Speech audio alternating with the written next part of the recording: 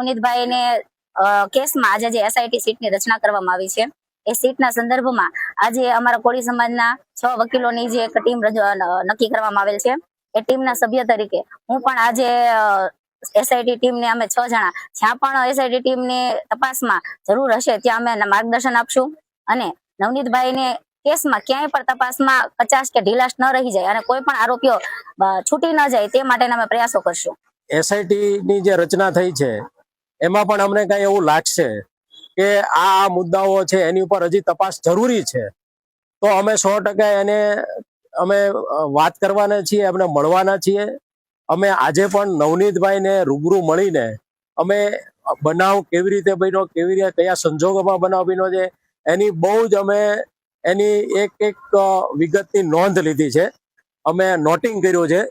એટલે અમને હવે સીટ પાસેથી જે કાંઈ તપાસ થાય ને એમાં પણ અમને કાંઈ લાગે કે હજી સીસીટીવી કેમેરા છે,